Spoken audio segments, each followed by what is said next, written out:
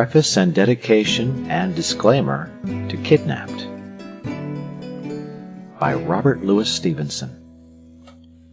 Preface to the Biographical Edition. While my husband and Mr. Henley were engaged in writing plays in Bournemouth, they made a number of titles, hoping to use them in the future. Dramatic composition was not what my husband preferred, but the torrent of Mr. Henley's enthusiasm swept him off his feet. However, after several plays had been finished, and his health seriously impaired by his endeavors to keep up with Mr. Henley, playwriting was abandoned forever, and my husband returned to his legitimate vocation. Having added one of the titles, The Hanging Judge, to the list of projected plays now thrown aside, and emboldened by my husband's offer to give me any help needed, I concluded to try and write it myself. As I wanted a trial scene in the Old Bailey, I chose the period of 1700 for my purpose, but being shamefully ignorant of my subject, and my husband confessing to little more knowledge than I possessed, a London bookseller was commissioned to send us everything he could procure bearing on Old Bailey trials. A great package came in response to our order, and very soon we were both absorbed, not so much in the trials, as in following the brilliant career of a Mr. Garrow, who appeared as counsel in many of the cases.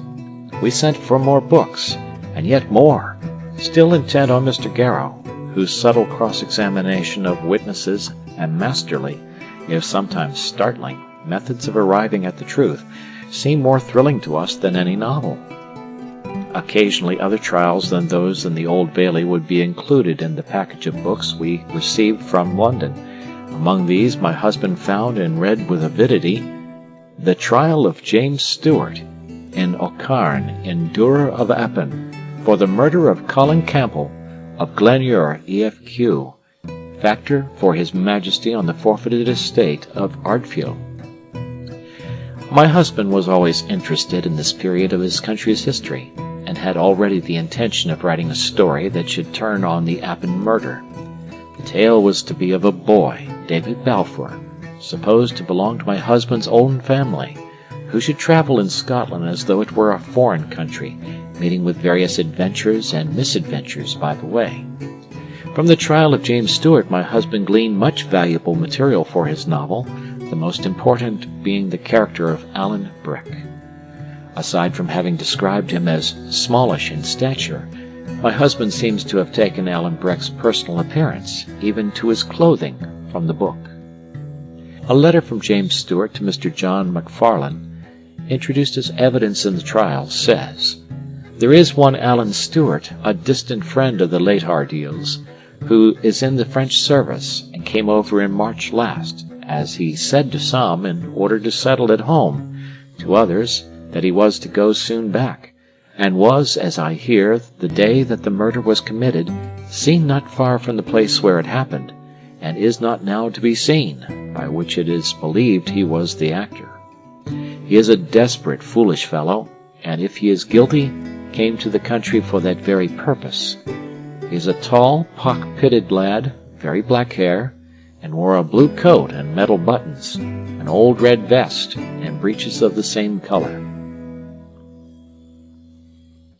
A second witness testified to having seen him wearing a blue coat with silver buttons, a red waistcoat, black shag breeches, tartan hose, and a feathered hat with a big coat, dun-colored, a costume referred to by one of the counsel as French clothes, which were remarkable. There are many incidents given in the trial that point to Alan's fiery spirit and Highland quickness to take offense.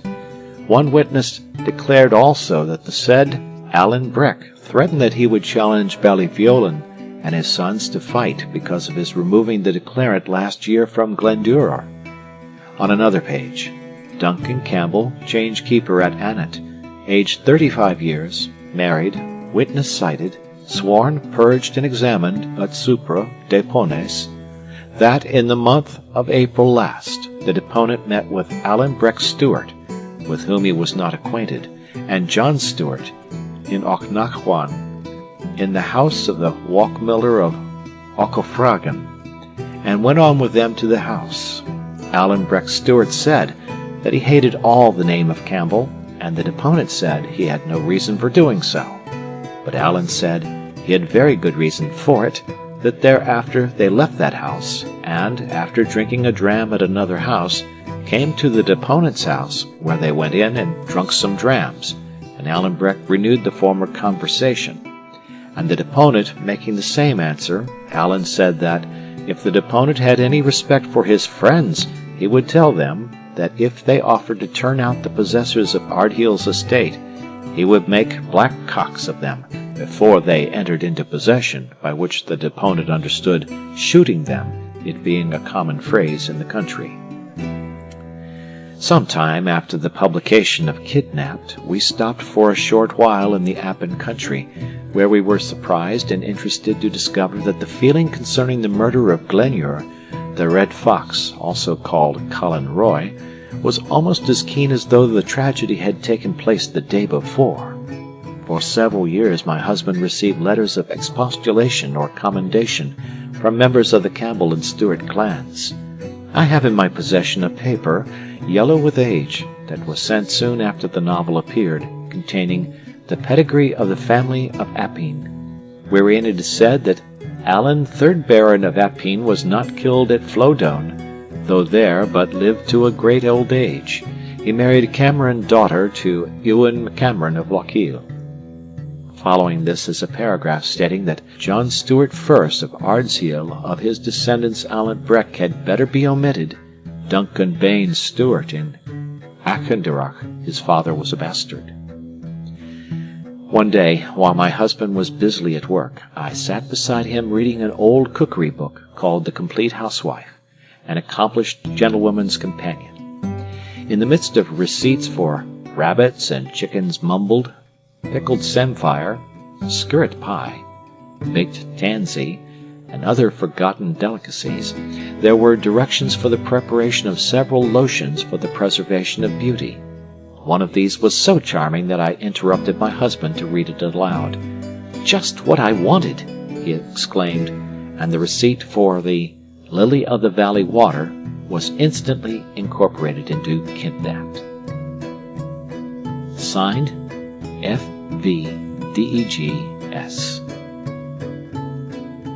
Dedication. My dear Charles Baxter, if you ever read this tale, you will likely ask yourself more questions than I should care to answer, as, for instance, how the Appin murder has come to fall in the year 1751, how the Torren rocks have crept so near to Ereid, or why the printed trial is silent as to all that touches David Balfour. These are nuts beyond my ability to crack. But if you tried me on the point of Alan's guilt or innocence, I think I could defend the reading of the text. To this day you will find the tradition of Appin clear in Alan's favor. If you inquire, you may even hear that the descendants of the other man who fired the shot are in the country to this day. But that other man's name, inquire as you please, you shall not hear. For the Highlander values a secret for itself, and for the congenial exercise of keeping it, I might go on for long to justify one point and own another indefensible. It is more honest to confess at once how little I am touched by the desire of accuracy. This is no furniture for the scholar's library, but a book for the winter evening schoolroom when the tasks are over and the hour for bed draws near. And honest Alan, who was a grim old fire-eater in his day, has in this new avatar no more desperate purpose than to steal some young gentleman's attention from his Ovid, carry him a while into the Highlands and the last century, and pack him to bed with some engaging images to mingle with his dreams. As for you, my dear Charles, I do not even ask you to like this tale, but perhaps when he is older, your son will. He may then be pleased to find his father's name on the flyleaf, and in the meanwhile it pleases me to set it there, in memory of many days that were happy, and some, now perhaps as pleasant to remember, that were sad. It is strange for me to look back from a distance, both in time and space, on these bygone adventures of our youth. It must be stranger for you who tread the same streets, who may tomorrow open the door of the old speculative, where we began to rank with Scott and Robert Emmet and the beloved and inglorious Macbean, or may pass the corner of the close where that great society, the LJR held its meetings and drank its beer, sitting in the seats of Burns and his companions. I think I see you, moving there by plain daylight, beholding with your natural eyes those places that have now become for your companion a part of the scenery of dreams. How, in the interval of present business, the past must echo in your memory. Let it not echo often without some kind thoughts of your friend, Robert Louis Stevenson, signed in Scarybore, Bournemouth. And now a disclaimer. Your reader is an American. I'm sorry. I will do my absolute level best to pronounce the Scots words accurately and the names as well, but I cannot promise that they are accurate. Neither can I pretend to a Highland or a Lowland Scots accent. I will make some kind of an attempt, but please bear with me when I fall short. Thank you and good listening.